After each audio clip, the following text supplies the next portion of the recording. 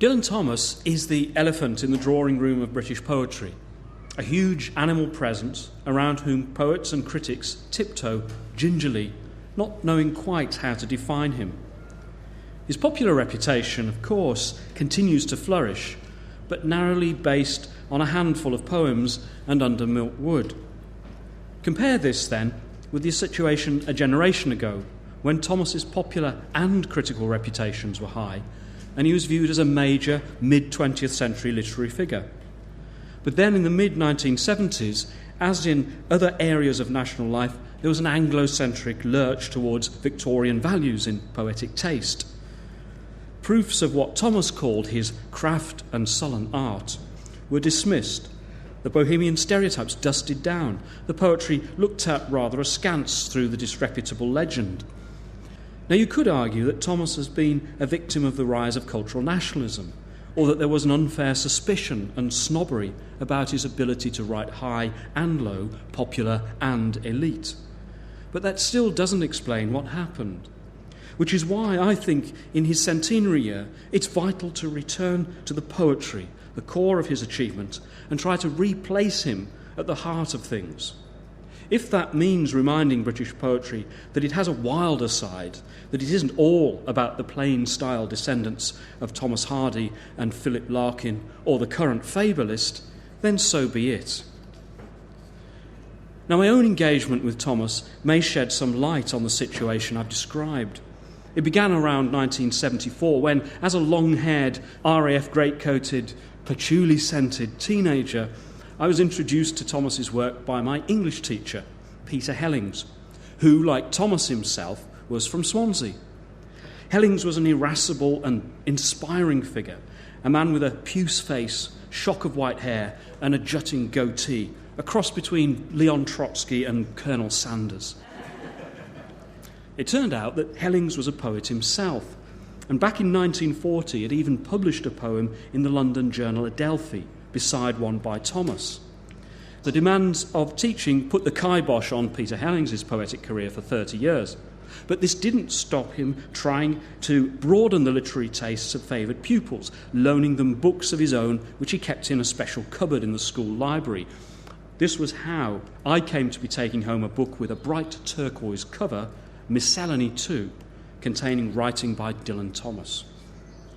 Miscellany 2 appealed to the 16-year-old me, but baffled me as well. It contained poems of such different kinds. Fern Hill, one of his most transparent lyrics, but also Alterwise by Owllight, his most obscure. From then on, I always had a copy of Thomas, which I dip into and marvel at from time to time, but which I never fully comprehended. It was only about 15 years ago, when I started reading with the care Thomas demands, that I came to see that his clarity is never just simplicity, that the obscurity always means something, and that the paradox of their coexistence is a key to his work.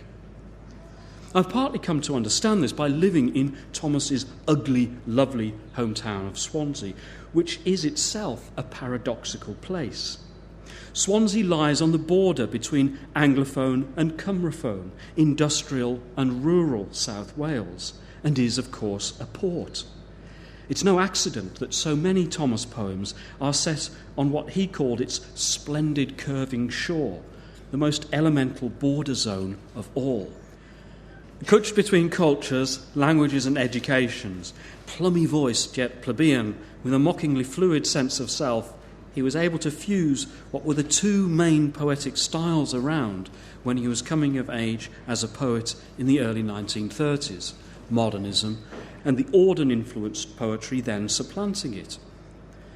The Audenesque poets ditched collage for traditional syntax, free verse for regular stanzas and rhyme, and mythic brooding for reportage, the only legitimate response, they felt, to mass unemployment and the rise of fascism. Thomas's distance from London and his in-betweenness allowed him to resist this shift, turn his marginality to advantage, and draw on both styles. And thanks to the notebooks he kept at the time, we know exactly when this happened. The breakthrough poem dated mid-April 1933, when Thomas was just 18 and a half, was called "And Death Shall Have No Dominion." This is the final stanza. "And death shall have no dominion. No more may gulls cry at their ears, or waves break loud on the sea shores. Where blew a flower, may a flower no more lift its head to the blows of the rain. Though they be mad and dead as nails, heads of the characters hammer through daisies, break in the sun till the sun breaks down, and death shall have no dominion." It has a modernist feel to it, wordplay on blows, which punningly generates nails, hammers, and flowers, and a sense of the vastness of the universe annihilating human pretension. But it's traditionalist in its syntax, stanzas, prosody, and rhyme scheme. There's something else unusual about it too. Its biblical refrain repeatedly states that faith defeats death, and its bardic, elevated tone seems to confirm this. But the small print of the poem itself, contrary to the oomph of its rhetoric, says something very different. Merely the cold comfort that after death we turn into molecules and push up the daisies. Now, this isn't a case of sonorousness triumphing over intellectual consistency. The revisions to the poem show Thomas deliberately ramping up what we now call its cognitive dissonance, saying two opposing things equally persuasively and forcefully. It was this discovery of doublespeak, a rhetoric that undid itself, that interested Thomas most, and it became a cornerstone of his work. At one level, it embodies the tragic impasse faced by his 1930s generation. But since we all find ourselves caught between life and death, if not faith and belief, it also has an existential dimension, which gives it a powerful, more universal resonance. So many of Thomas's poems unleash his lovely gift of the gab while undermining it, often using negation to create tentative statements and positives. After the funeral, Thomas's elegy for his aunt, Anne Jones, opens by satirising the hypocrisy of the mourners at the graveside. He then criticises his younger self for only being able to shed dry leaves for her. But as he makes amends for this earlier failure, he catches himself overdoing it, admitting in parentheses that this for her is a monstrous image, blindly magnified out of praise. Her death was a still drop. She would not have me sinking in the holy flood of her heart's fame. She would lie dumb and deep and need no druid of her broken body. Then from these negations, praise emerges as Anne melts into the green pagan life force, returning to her front parlour shrine to respectability, to energise the stuffed fox and stale fern, making them cry out, strut, swagger, and lay seeds on the black sill, the threshold between life and death. Often thought of as a poet of thunderous, timeless-sounding final lines, Thomas is actually riddled with modern doubt. Poetry for him has to reveal the real energies below, above, and beyond what is superficial. But those energies are unstable and ceaselessly conflict, just as nature, the psyche, and the universe itself must be regarded as unstable in the wake of the discoveries of Darwin, Einstein, and Freud. Like his favourite William Blake, Thomas knows that without contraries there is no progression. He won't ironise this clash away. Finally, and most of all, paradoxes and processes inhabit the most appealing aspect of Thomas's work, its virtuosic and exuberant language use. For if the universe consists of conflicting opposites, all in perpetual flux, then poetry must enact this, not just describe it. This is why Thomas needs to bend the iron of English so powerfully and strangely. Obsessed with form though he is, Thomas allows language to speak for itself. His poems, he said, work from words, not towards them, evolving out of play, distorted idioms, puns, as if he's releasing a latent verbal radioactivity. The poem as atomic reactor, perhaps, stanzas, lines, and rhymes as the graphite rods preventing meltdown. These, of course, are modernist tactics. Yet, by another paradox, Thomas is also a mainstream poet. And it is the fact that he can't be wholly co-opted to any camp that has led critics in our rather polarised poetic culture to avoid him. Is he experimental or traditionalist? To incorporate such a both-and, not either-or figure, to make him central and important, would mean introducing a principle of flux into the poetic canon itself. The so-called Auden decade would have to go. And yet Thomas's true importance can't be indefinitely denied. He was, after all, the poet Sylvia Plath idolised, part of the DNA of poems such as All the Dead Dears, The Snowman on the Moor, and Yore. Ted Hughes' rewiring of English nature poetry, as the critic James Carey has noted, is implicit in a single Dylan Thomas line, the force that through the green fuse drives the flower. Roy Fisher, the doyen of post-war neo-modernist poetry, has written of how reading Thomas enabled me to start writing poems. And W.S. Graham, crucial for today's innovative poets, gives Thomas a walk-on part as his mentor in his great poem, What is the Language Using Us For? Thomas was also the last British poet to have a significant impact on American poetry, as well as being one of the most translated of the last century into 42 languages. So the more you look at him, the more Thomas does seem an exemplary poet for the early 21st century. He gleefully crosses generic and disciplinary borders and displays a creaturely respect for the body, the animal kingdom, and the green world, while his elegies for the civilian victims of war seem as relevant to shock and awe Baghdad and Homs as to London in the Blitz. Linguistic and formal play, he shows us, can be a form of ethics, free from irony and moralising. The theorist Theodore Adorno famously claimed the split between high and low art signified the plight of art in late capitalist society, the two being the torn halves of an integral freedom to which, however, they do not add up. Trying to satisfy both of these halves was certainly in part what led to Thomas's untimely demise. Yet Adorno was too pessimistic about the chances of the halves meeting. And Thomas, in his embrace of mass media, films, radio, LPs, television, was one of the earliest members of the global electronic village, as Marshall McLuhan called it, that we inhabit today. So, to return to where I began, discovering Dylan Thomas some 40 years ago, it strikes me that not the least important thing about the author of Fernhill and Alterwise by Owlite is that he can still raise this issue for us in such an acute and fruitful form a century after his birth.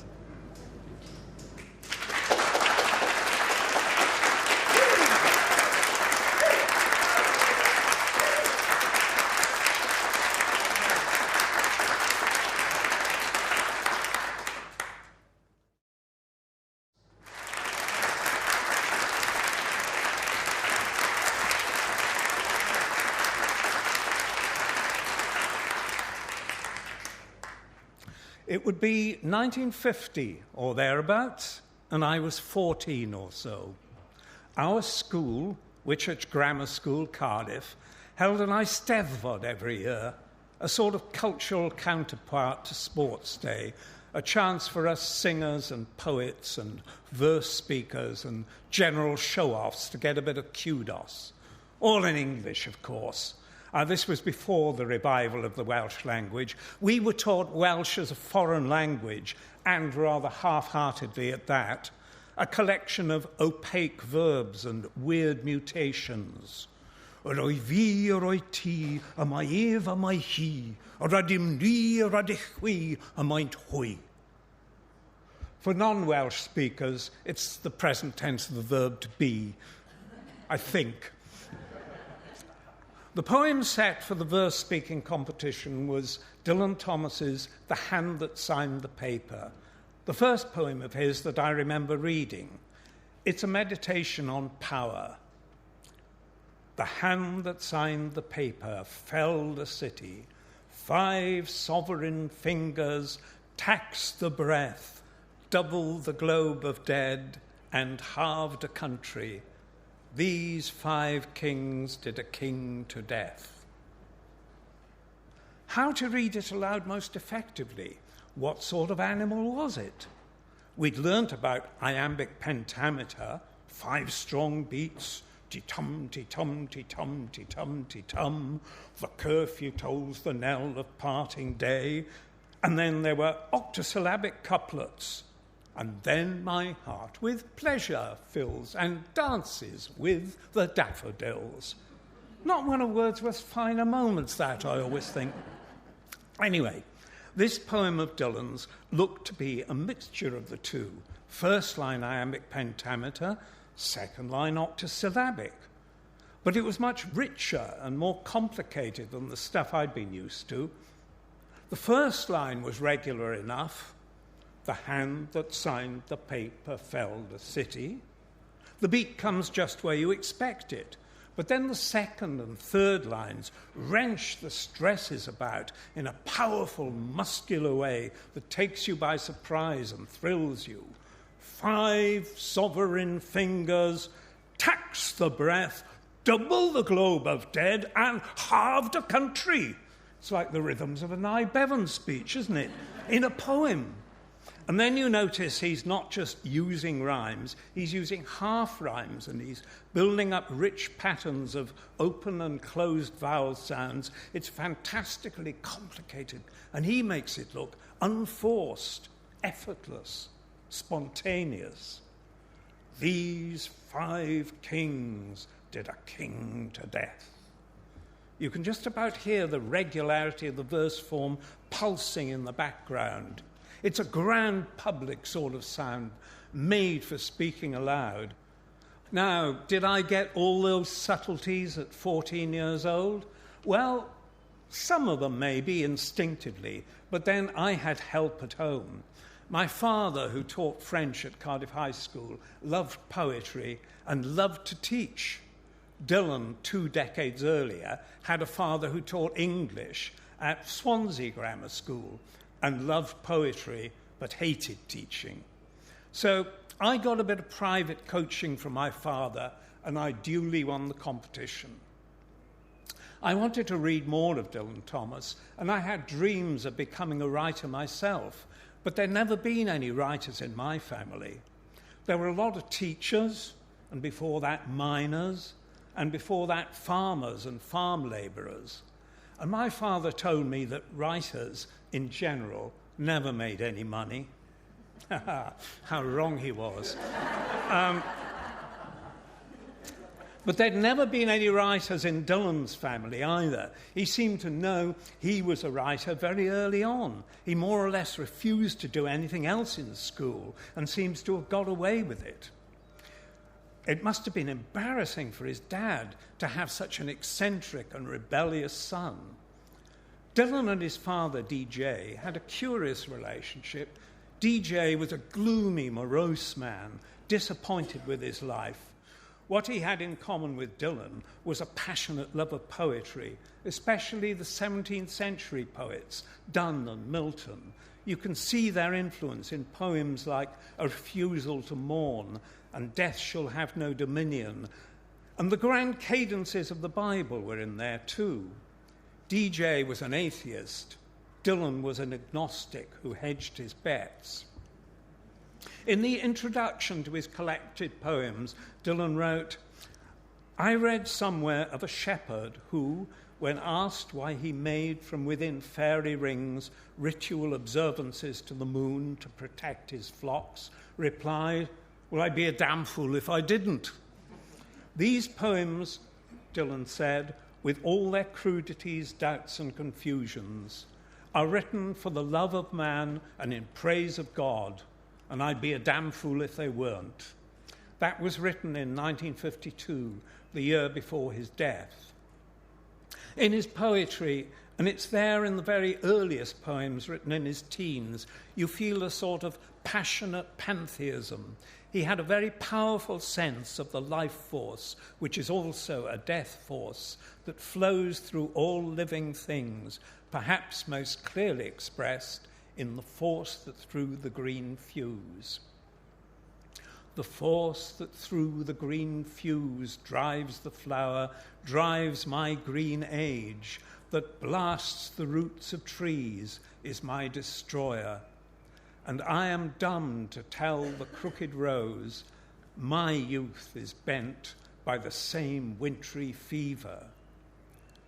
That sense of death is there too in the most lyrical and celebratory of his poems, like Fern Hill. Time held me green and dying, though I sang in my chains like the sea. I guess I needed a role model to give me inspiration, and Dylan became that role model, especially when I came across Portrait of the Artist as a Young Dog, that book of autobiographical short stories, taking us from his childhood to his late adolescence. I found so much there that I recognized from my own life: fights, jokes, yearning for girls, the mysteries of adult life. An encounter with two bullies on Rhossili Beach.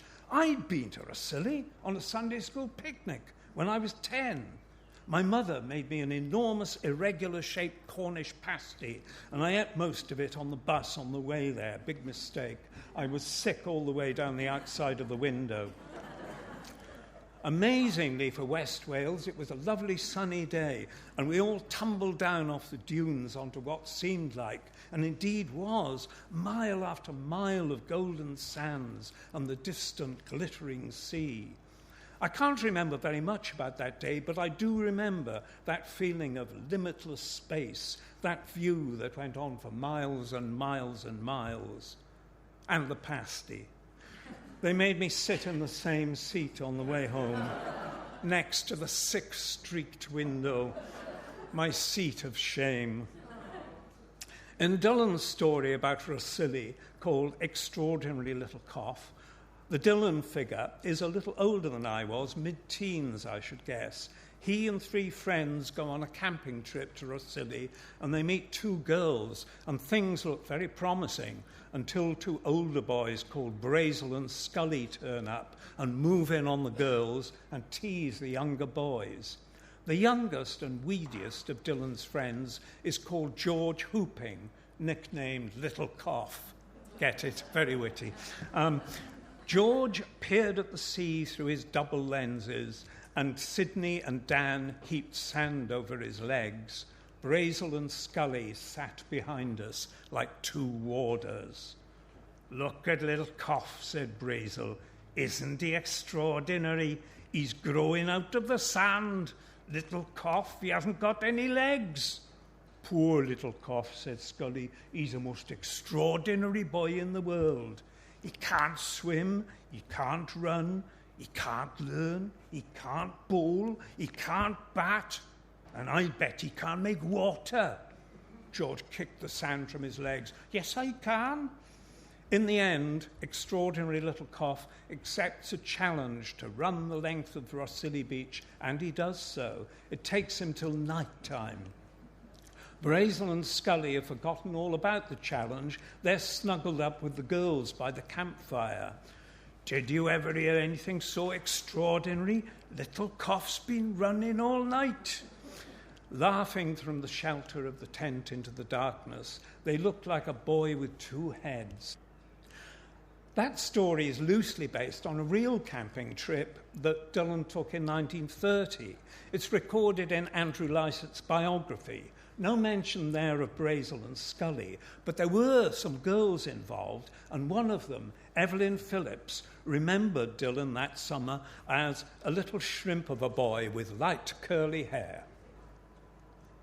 When I was about 12 or 13, I used to do this thing of writing my life to myself as I was living it, seeing myself in the third person and in a very romantic light. The tall, slight, curly-headed boy paused for a moment on the bridge, lost in thought. That sort of thing. I was curly-haired, but I was short and stocky rather than tall and slight. But tall and slight sounds better for a hero. Dylan did it too. He was described by Evelyn Phillips as a little shrimp of a boy, but in his imagination he was transfigured. Look, there's a strange boy walking alone like a prince. No, like a wolf. Look at his long stride. My early attempts at poetry were heavily influenced by Dylan and pretty embarrassing to read now. What was worse, that sort of poem had become unfashionable by the late 50s when I started seriously trying to write. The glum stoicism of Philip Larkin, all awkward reverence and bicycle clips, dominated for a decade until Hughes and Plath came along. But by then, I decided I wasn't really a poet at all. The 50s was a great decade of the radio play. You could listen to wonderful, boldly experimental plays by Louis MacNeice, Henry Reed, Giles Cooper, and Dylan himself, of course. I'd even been in one or two of them as a child actor before my voice broke. So I knew what a radio script looked like. I wrote my first ever script about an idealistic student teacher, based on myself, of course, in a rather savage boys' grammar school in the Welsh valleys, full of wildly eccentric masters and huge pustular boys bursting out of their uniforms. Not much plot, but bags of atmosphere. It was accepted by BBC Wales, and so it was that I became a writer. But I took my father's advice. I did the sensible thing, and I became a teacher as well, writing in every spare minute. Dylan was incapable of doing the sensible thing throughout his life. He did get a job, briefly, as a reporter on the South Wales Daily Post. And while he was good at journalist things like propping up the bar in a slouch hat with a fag drooping from the corner of his mouth, he was hopeless at things like turning up on time and getting people's names right. So he lost that job, but he didn't care. He wanted to be in London, propping up the bars in Fitzrovia, and that's what he did. I wrote the film A Poet in New York to explore his last days, but more importantly, to celebrate his life and his work. He inspired me to be a writer, and though I never met him, I still feel intimately connected with him and in his debt.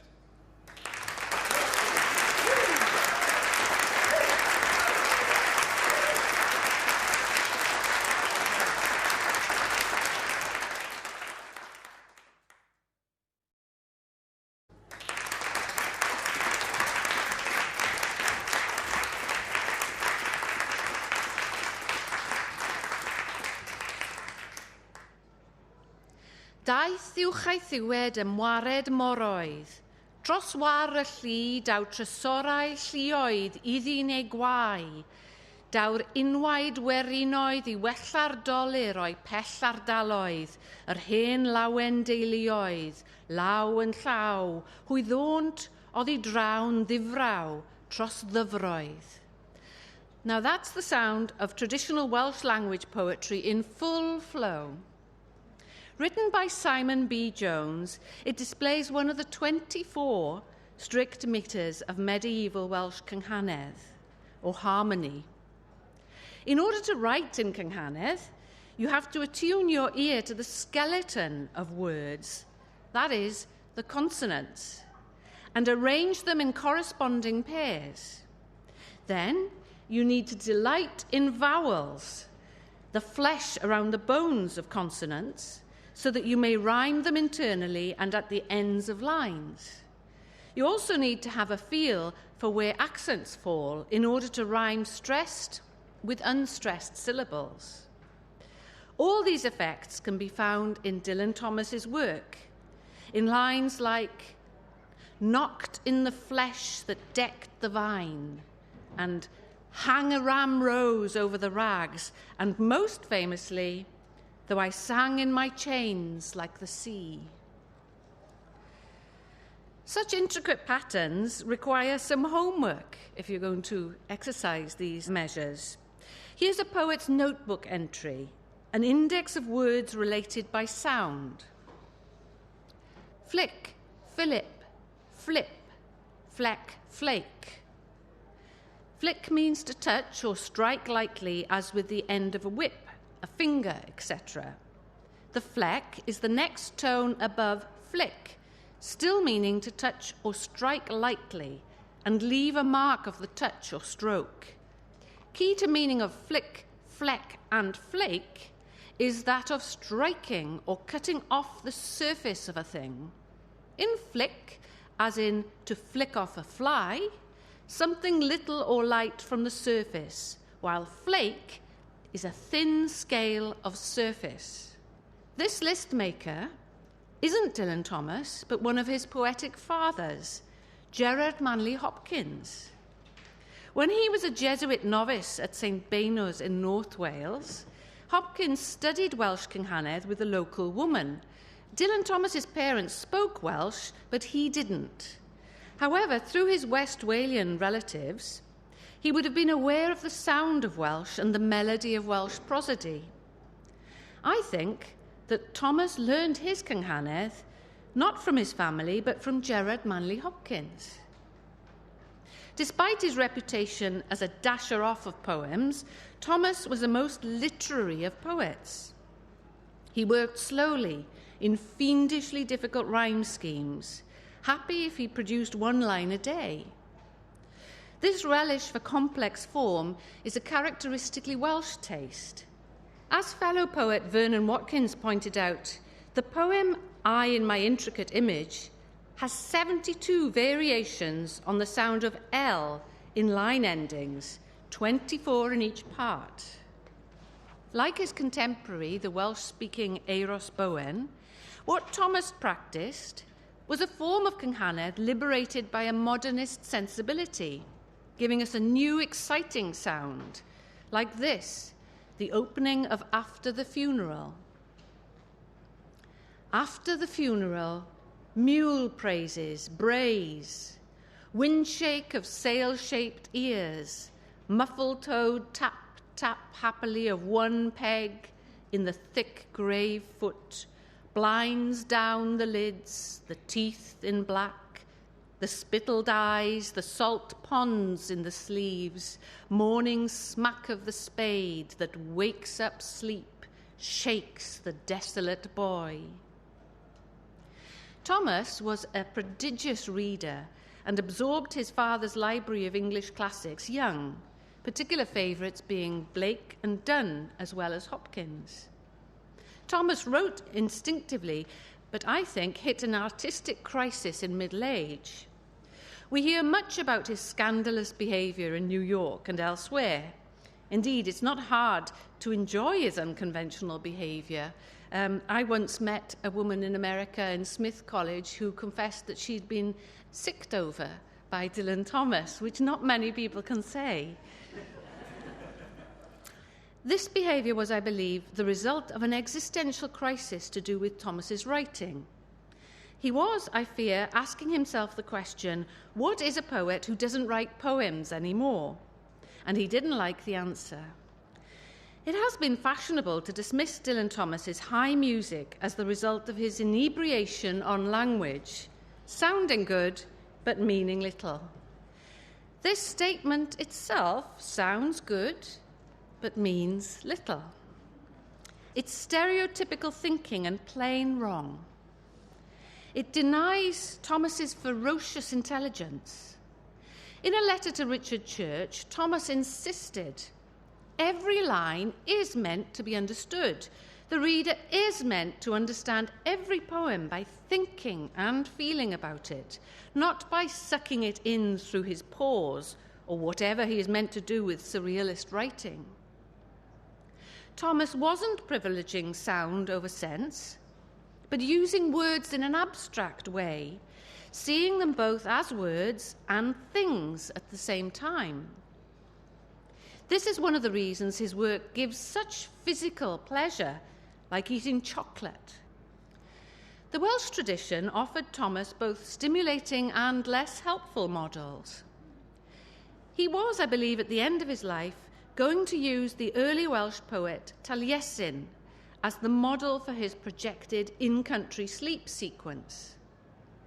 Thomas's Taliesin is more than a shapeshifter. He is God himself.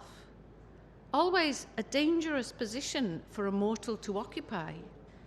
Thomas is most Welsh, I believe, in his religious reverence for language, which he adored, and I don't use that word lightly. Such sandstorms and ice blasts of words, such slashing of humbug, and humbug too, such staggering peace, such enormous laughter, such and so many blinding bright lights breaking across the just awakening wits and plashing all over the pages in a million bits and pieces, all of which were words, words, words, and each of which was alive forever in its own delight and glory and oddity and light. I can hear the Taliesin God in that description too, positing language as divine. In the poem The Colour of Saying, Thomas describes his early, simple relationship with words. Once it was the colour of saying, soaked my table the uglier side of a hill, with a capsized field where a school sat still, and a black and white patch of girls playing. Elsewhere, words are scarecrows, not the end of his search, but merely symbols to distract scavengers from the real goal of the poet, the crop around the figure. Thomas continues that having grown up, his work is to dismantle that vision of language as innocent. He says, "The gentle sea slides of saying I must undo, that all the charmingly drowned arise to cockcrow and kill." He's saying here that the poet can raise the dead. The end of the poem has no illusion about the cost of this project to the poet. Now my saying shall be my undoing. This is the moment, I believe, where we see Dylan Thomas box himself into the contradiction that led to his later troubles. As with all writers, his life followed his writing, not the other way around. In his great thundering poems, "And Death Shall Have No Dominion" and "Do Not Go Gentle," Thomas denies the reality of death with hammer blows of will and rhythm. Such a position, though, gives the poet nowhere to go except into his or her own poetic abilities, a recipe for disaster. I've just had the experience of watching my own father die while reading Dylan Thomas's poems closely. I've come to the conclusion that no child would wish a parent not to go gently into death, and that "Do Not Go Gentle" is Thomas's elegy for himself and what he felt to be his failing poetic powers. In this poem, I hear Thomas trying and failing to summon the tremendous energy needed to continue with his work. The real lament on the loss of D.J. Thomas is his son's last unfinished poem, called simply Elegy. This is one of my favourite Thomas poems. It has none of the bluster and bravado of "Do Not Go Gentle." I recognise it as a description of sitting with a dying father. "The rivers of the dead moved in his poor hand I held, and I saw through his faded eyes to the roots of the sea." There's no talk about raging or resisting death here. Go calm to your crucified hill, I told the air that drew away from him. In this less familiar poem, Thomas wishes, let him find no rest, but be fathered and found. This is an echo of Gerard Manley Hopkins's phrase, world-mothering air. Thomas is held by the poem, found by his poetic father, even as he loses his own father.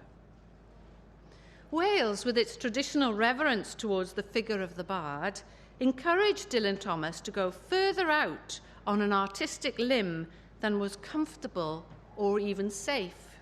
This is to quote from Thomas again.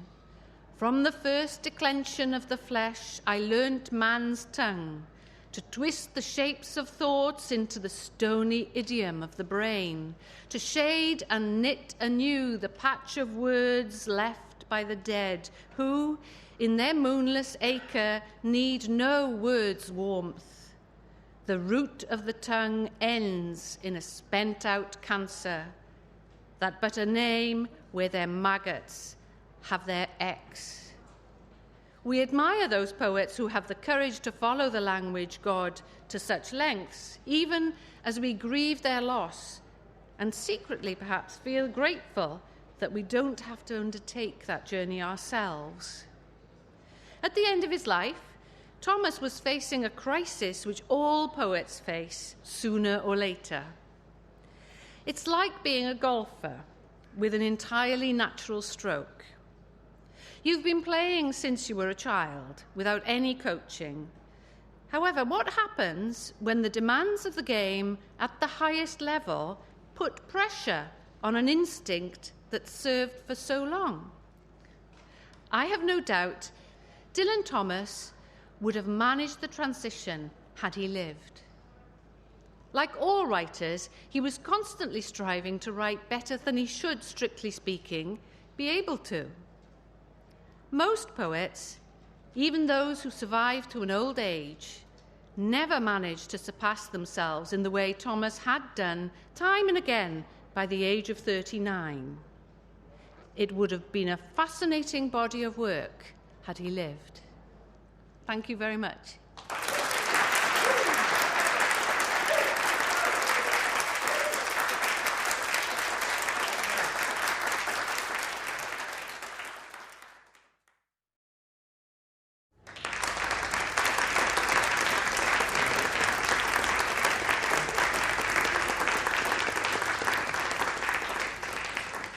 When I think about the rhythms of Dylan Thomas's poetry, there's a direct connection between him and the Beat Generation poets, right on up to American hip-hop, which is just spoken word to a beat. Hip-hop is a world I know intimately, and as a writer, it connects with my view of Dylan Thomas. He is, without question, one of my favorite writers ever and a big influence on my work and even my life. I was introduced to the Masters of Literature by my 12th grade English teacher, Mrs. Lillian Williams. She was an elderly woman, deeply in love with all forms of literature. I was a skinny, socially awkward teenager whose greatest escape was reading books on all types of literature. I've been writing since I was a boy, studied many of the masters of literature in high school, like Shakespeare, like Keats, like Emily Dickinson, and in college at Rutgers University, I was introduced to incredible black writers like Langston Hughes, Zora Neale Hurston, and Sonia Sanchez. But my first encounter with Dylan Thomas didn't happen until I moved to New York City from my home state of New Jersey in the early 1990s. I came across the Hudson River to pursue my dream of being a writer, both as a journalist and as a poet. Somewhere between my college years in the late 1980s and the mass explosion of hip-hop in the early 1990s, poetry reared its head, and I joined the hip-hop-inspired spoken word movement happening in New York. For sure, in the 90s, New York City itself was grimy, still recovering from the massive crack epidemic of the 1980s. 42nd Street was the center of American decadence, and Greenwich Village was a major hub for the artist scene. We young poets organized various independent poetry readings. No special introduction was needed. Our words would simply speak for themselves. I quickly found myself in the middle of a literary explosion, soon to be called the spoken word movement, at places like the legendary New Yorican Poets Cafe in the East Village of Manhattan. This particular cafe is world famous for its welcoming aura towards any and all artists, a place to experiment, be able to speak freely and express themselves in their desired art form. The venue was intimate, a low-key small stage, and dim lighting. It was poetic. We did readings, participated in what came to be called poetry slam contests, and we eagerly devoured the writings of poets who had come before us. As the movement spread, I also participated in slam contests throughout the city. I especially became fond of the Beat Generation writers, like Allen Ginsberg, like Jack Kerouac, which somehow led me to the folk music of Bob Dylan. That is when I learned that this icon of American youth, a singer and songwriter, had changed his birth name of Robert Zimmerman in honor of Dylan Thomas, a writer he considered a great influence. That was enough for me. I immediately began to study the life and work of Dylan Thomas and was completely blown away by the depths of his writings as a poet, as a fiction writer, as a playwright, as an essayist, as a radio commentator. Being one of the first multimedia literary stars, I modeled my life and career after Dylan Thomas. I was blown away, too, by his wild and tumultuous personal life with his wife, with his love of drinking and partying, of his very tragic end at the tender age of 39 in New York City, right here in 1953. Meanwhile, my links with hip-hop were going from strength to strength when Quincy Jones launched Vibe magazine to document hip-hop from all angles. I was there in the thick of the scene, and I became a staff writer at Vibe. My immersion in rap was profound and life-changing. But how was all this pulling me towards Dylan Thomas? Who was this man, really? What was this place called Wales, his homeland? Why had I not heard of Dylan Thomas previously? No matter what, when I first discovered them, poems such as Fern Hill, and more especially, Do Not Go Gentle Into That Good Night, immediately joined my roll call of personal favorites. Who could fail but be uplifted by this? Under the new-made clouds, and happy as the heart was long, in the sun born over and over, I ran my heedless ways. Fern Hill resonates with me because it allows my imagination to see Dylan Thomas's world through his own eyes. In Dylan Thomas, I found a kindred literary spirit, a human being full of the love, sadness, joy, pain, and longings I felt in my own life. I was raised in a single-parent home in an extremely rough neighborhood. The hardships recalled in this poem I wrote about my Aunt Kathy, who lived with her son in the same apartment building as my mother and I did. 2 mothers and 2 sons in a 3-room apartment, held together by welfare, food stamps, and the roaches who always found their way into our food, no matter how thick the layers of aluminum foil. Yes, I was sad, lonely, and angry, and the melancholy in Dylan Thomas's life and writings deeply appealed to me. I was captivated by the first thing I heard him recite, this plea to his dying father. Do not go gentle into that good night. Old age should burn and rave at close of day. Rage, rage against the dying of the light. Though wise men at their end know dark is right. Because their words had forked no lighten they, do not go gentle into that good night. Yes, I lost my father in a different way, but in Dylan Thomas's words, in that meter, I could feel the pent-up emotion just beneath the skin, a mixture of frustration, melancholy, and fury. Death and religion, preoccupations that belong to Dylan and to me too. I'd like to read to you, if I may, a short extract from something I wrote in response to the death of rap artist Tupac Shakur. Oh, how I suffered, as Tupac suffered, without a male figure in my life. Someone whose skin felt like mine, whose blood beat like mine, whose walk pounded the earth for answers like mine. But alas, poor Tupac, it was not meant to be. And you are dead, and I am here, and we both have fathers, yet we both are also fatherless. The only thing I can say at this moment in my life journey, because unlike Tupac, I did get to make it past 25 into my 30s, is that I have to stay alive any way I can, and I have to be my own father now. Sure, he was Welsh, and I am African American, but that geographical cultural divide did not matter. What mattered is that Dylan Thomas, drawing on his own Welsh roots, had taken those experiences to invent his own language, his own thoughts, a body of literature, a body of art that could and would speak to people of all backgrounds so many thousands of miles from his birthplace in Swansea, Wales. That is a great writer, I thought, someone who could do that. Moreover, as an African American born in the tradition of great oral traditions of literature infused with music and rhythms, I was likewise struck by the rhythmic musicality of Dylan Thomas's language, particularly when I began listening to the recordings of his readings. Listening to him, this man, Dylan Thomas, with the big, curious eyes, the pudgy baby face, and a voice that was deep and soulful as anything I had heard in, say, the spirituals of Black America, or the way we talk amongst ourselves in Brooklyn, in Harlem, in the American South. An effortless soulfulness Dylan Thomas had that could only be there because he lived fearlessly, without apology, his entire 39 years.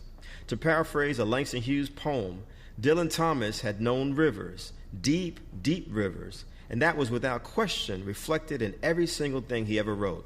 Take this, for example, from Under Milkwood. Never such seas as any that swamped the decks of his SS Kidwelly, bellying over the bedcloths and jellyfish, slippery sucking him down salt deep into the Davy dark, where the fish come biting out and nibble him down to his wishbone, and the long drowned nuzzle up to him.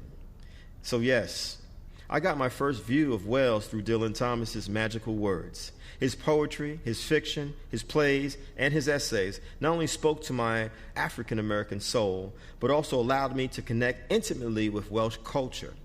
Reading Dylan gave me access to the grassy land, to the aqua blue skies, to the waterways all about him, as here in all in all, the dry world's lever. Flower, flower, the people's fusion, O light and zenith, the coupled bud, and the flame in the flesh's vision. Out of the sea, the drive of oil, socket and grave, the brassy blood, flower, flower, all in all. That is why it was such a profound honor for me to travel to Wales for the very first time in late 2013 to speak about the connections between Dylan Thomas and American oral and literary traditions, including that of the African American. I led workshops on poetry and hip-hop with Welsh young people at an organization called Grassroots Cardiff. We discussed how they were bred from the same oral tradition as Dylan Thomas. Thomas expressed himself through poetry and verse, and these young people, these young Welsh hip-hoppers, did the same thing through rap and rhyme. Like Thomas, I am a poet, a lover of adventure, and I often celebrate my cultural heritage in my writings. In pieces that I wrote during my visit to Wales, like Ralph Ellison being Black Invisible in Wales, or African American Stranger in Wales, I discussed the connections between African American history and Dylan Thomas's home country. Standing in the birth home of Dylan Thomas in Swansea, I could feel the spirit of Dylan Thomas come alive, especially when I ventured into his bedroom and looked out the same windows as Thomas once did for inspiration to the mountains and the sea. His Wales, now my Wales, too. I thought long and hard about the connections between Welsh and American folk traditions, the way everyday people speak in Wales and Black America, and how that language is considered great art, great culture, even today. I also thought much about those Welsh youth so in love with rap music while standing in Dylan Thomas's home. The young people I met at Cardiff Grassroots are all working class, just as the Welsh coal miners of generations past. Whereas those miners formed all-male choirs to give voice to their passions, the Welsh young people of today have hip-hop. When 3 of them performed raps, I felt as if I were back in the United States of America. They wore the uniforms, quote-unquote, of American hip-hop, the baseball caps, the T-shirts or hoodies, the work boots or sneakers, what they call daps in Wales, I learned. But they had the mannerisms of hip-hop down as if they had created it in Wales, not the young Black and Latino people of New York City. And they rapped about their Wales, about their hopes, their fears, their sorrows, and their dreams. This was hip-hop fully loaded from Wales. Some of them knew of Dylan Thomas, and some of them did not. It did not matter. Telling them about Thomas's great impact on American writers like myself, the Grassroots young people were very surprised. I could feel their sense of pride swelling in the room, for here they were, Welsh young people inspired by an American art form called hip-hop. Yet I, a Black man from America, was telling them that an artist from Wales affects me greatly. Part of the bond, for sure, is the mutual love and appreciation of music that the Welsh and Black Americans share. As I said, coal miners came together to form all-male singing choirs as a way to express themselves freely in their own language, on their own terms. Similarly, hip-hop is a mostly all-male art form created by working-class people, just as those Welsh coal miners were, as a way to speak for themselves, to make something magical, seemingly from nothing. What connects these two great musical traditions are the rhythms, the subject matters on everyday life, the hope in spite of life's sometimes harsh circumstances. I was able to visit each of these things, and it all deepened not only my appreciation for the people and culture of Wales, but also for my own roots as an African American and how much my culture means to this world. None of this would have happened without my discovering Dylan Thomas over 20 years ago. As we celebrate and honor his 100th birthday this year, I feel a special drive to help introduce and reintroduce Dylan Thomas and his writings to the people of New York City, to the people of America. Some Americans know of Dylan Thomas. Those who are familiar know he was a great writer, but also speak often of his wild life, of his drinking escapades. I remind them that we must see Dylan Thomas 100 years later for the whole human being that he was. A man with many ups and downs and many flaws, yes, like all of us, but also a man with gifts few in the world have ever possessed, and which have given people across the world much to think about. Because Dylan Thomas, the great, great Dylan Thomas, and his words will live forever.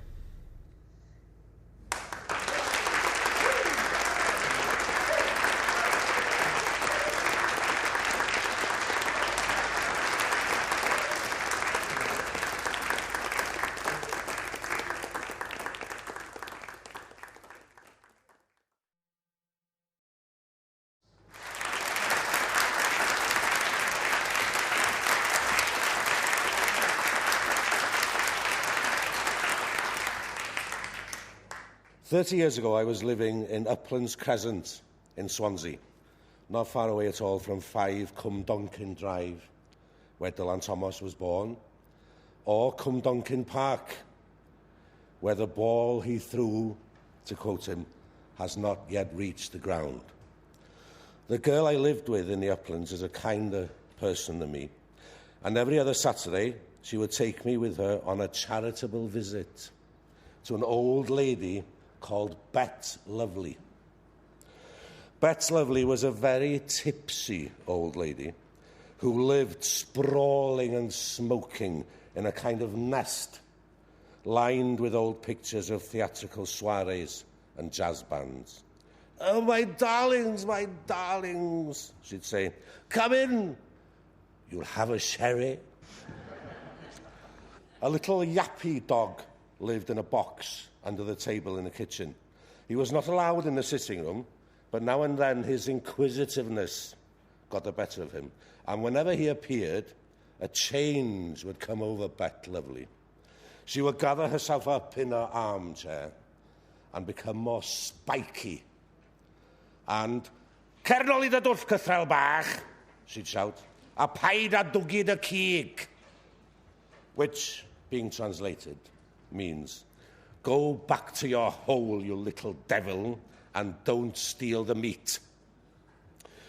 She would never, ever speak Welsh to us, and many people of Bet's generation, in the linguistic cauldron of industrial South Wales, regarded the Welsh language as a kind of embarrassing birthmark to be covered up and hidden. I discovered that Bet Lovely's maiden name was Thomas. And from the very first time I saw her, I couldn't help but notice that she was the image of Dylan Thomas. After a few more visits, I plucked up the courage to ask her, "Related? Related? Of course I'm related. I'm Dylan's cousin." Dylan, I have pictures, you know, somewhere. "But sherry, more sherry. Where's the sherry?" You'll have noticed that she called him, as I call him, and as all Welsh-speaking people call him, Dylan Thomas. He called himself Dylan, to rhyme, as he said, with chillin, as in All God's Chillin' Got Wings, the title of a 1924 Eugene O'Neill play. And Dylan, the rest of the world calls him his bobness included, of course. 100 years ago, no other boy on earth was called Dylan. His schoolmaster father, DJ Thomas, took the name from a rather obscure character, more fish than human, in the ancient Welsh tales called the Mabinogi. Dylan Ail Ton, sea, son of wave. Here is the relevant part in the story. A girl was brought before Math, son of Mathonwy. Are you a virgin? He asked her. Well, I don't know no different, she said. Then Math took his wand and bent it. Step over this, he said, and I shall know. She stepped over the wand, and as she stepped, let fall a strapping golden-haired boy. And Math, son of Mathonwy, said, I shall give this strapping golden-haired boy a name, and the name I shall give him is Dylan. As soon as he was named, the boy made for the sea. And when he got there, he took on the nature of the sea and swam as well as the best fish in the sea. And the blow that killed him was given by his uncle, Govannon. And that was one of the 3 unfortunate blows. Well, couldn't Freudians have fun with that? If Mr. Thomas is the wizard king, then Mrs. Thomas is the strumpet making for the door. The golden-haired Dylan behaves like a fish, and if we permit an element of prophecy, Uncle Govannon is drink. It was drink, after all, that did Dylan in. DJ Thomas, it seems, was troubled too by that uncle.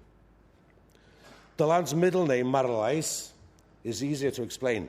Gwilym Marles was the bardic name of William Thomas, DJ Thomas's hero uncle, radical minister and poet. So the boy could hardly have had a Welshier name. And yet, as is well known, Mr. and Mrs. Thomas brought up Dylan and his sister, Nancy Marles, entirely in English. And more than that, arranged elocution lessons to get rid of their Welsh accent. And this led naturally to a terrible chip on the boy's shoulder and a wearisome weakness for publicly ridiculing his own people. And this is why, in his 100th year, poor old Dylan Thomas is still on trial. I say poor old Dylan Thomas, but he shall not grow old as we grow old. There's a website devoted to the promotion, jointly, of Welsh culture and Catalan culture, Cymru Catalunya. On its homepage is quoted the Old Welsh adage, Cenedl heb iaith, cenedl heb calon. A nation without a language is a nation without a heart. And I'm wholeheartedly in favour of all such propaganda. The website recommends a satirical novel in Welsh by Marcel Williams as summing up the opinion of many Welsh-speaking people of Dylan Thomas. The novel is called Diawl y Wynallt, which means more or less, the website says, the bugger of Milkwood. I recommend it as well. It's a very funny novel. In fact, I reviewed it 24 years ago. The hour had arrived, the moment of unveiling, and Gwendolyn Meyrick, MP, had her hand on the tassel ready to give the cord a tug. But she felt in her bones that there was some mischief afoot. One sharp pull, and the little curtain fell. Great applause, and then an explosion of laughter. The official plaque was exactly as it should be. The problem was the second plaque, the unofficial and the unexpected plaque below the other. Tipsy, spineless and sponging he was as usual, a glib, garrulous old goat, all booze and belly and belching ignorance of everything truly Welsh. It's enough to say that this description of Dylan Thomas is pretty much how most of my friends and acquaintances in Welsh-speaking Wales still regard him in his centenary year. It's true that Marcel Williams, In other novels, pokes fun at Welsh-speaking Wales, but there's no mistaking the real contempt in this story for Dylan, and I know the reason for it. Marcel Williams is the son of a collier, and he has never forgiven Dylan for something he wrote in a letter to Pamela Hansford Johnson, his first real girlfriend, about what he'd seen through the window of a bus on a journey from Swansea to the house of an aunt in Llangain in 1933. Little colliers, said Dylan, diseased in mind and body as only the Welsh can be. All Wales is like this. It's impossible for me to tell you how much I want to get out of it all, out of narrowness and dirtiness, out of the eternal ugliness of the Welsh people and all that belongs to them, out of the pettinesses of a mother I don't care for. All Wales is like this. What about Fernhill? Now as I was young and easy under the apple boughs, about the lilting house, and happy as the grass was green. A mother he didn't care for. Dylan adored his mother. We must not take these comments as anything more than foolish things said by a 19-year-old boy with a chip on his shoulder to impress his first and very English girlfriend. He told her as well that Dylan meant Prince of Darkness. But I said nothing about the poetry. English and American critics have often assumed that Dylan's outlandish style was derived from Welsh poetry. Welsh critics have generally laughed at this. Welsh poetry is governed by a strict, intricate system of stress, internal rhyme, and alliteration called cynghanedd, which means something like chiming. Occasionally, examples of it turn up in English, as dead as a dodo, for instance. In the line, as dead as a dodo, the consonants in as dead are all repeated again in as a dodo, as dead as a dodo. Think before you drink, before you drive is another type. This time you have two stressed words in the line, think and drink, which rhyme with each other. And the second rhyme, drink, alliterates with a stressed word at the end, drive. You're taking notes, I hope. Thomas Hardy was aware of this, but the best example I know of in English is in a song Gene Kelly sang in Singing in the Rain. You're like a plaintive melody that never lets me be, and I'm content. The angels must have sent you, and they meant you just for me. Sent, meant me. That's not really accidental, of course. That's the product of a clever lyric writers fooling around with sound and sense. The English poet Stephen Spender, in a review of Dylan's collected poems in 1952, said that his poetry is not so much influenced by as soaked in childhood experiences of the Bible and doubtless also Welsh bardic poetry. Dylan wrote to Spender afterwards to thank him for the review, but added, I'm not influenced by Welsh bardic poetry. I can't read Welsh. How then are we to explain all the chiming in Dylan's poetry? In the house, not right in the head. Though I sang in my chains like the sea, easy in the mercy of his means. Rage-shattered waters kick masts and fishes to the still, quick stars. Does this mean then that Dylan could read Welsh? In my opinion, it does. He may have only had a childish vocabulary, but he could at least pronounce Welsh words and follow the examples of cynghanedd set out in books.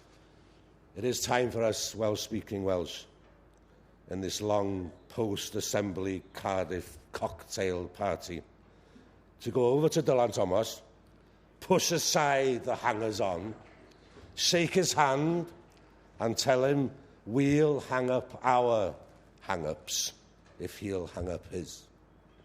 He knew very well the origin of his own name, Dylan Ail Tom, sea, son of wave, or why would his poetry be so full of the sea? Though he made one of his characters hail the founder of Plaid Cymru, Saunders Lewis, with a Hitler salute, he named his son Llywelyn after the last independent ruler of Wales. Though he did once call the land of his fathers the arsehole of the universe, Wales, Wales, Wales rings to his writings like a bell. And it is his 61st year in heaven. He speaks Welsh now with Bet Lovely, and as well as you or I. Diolch yn fawr i chi.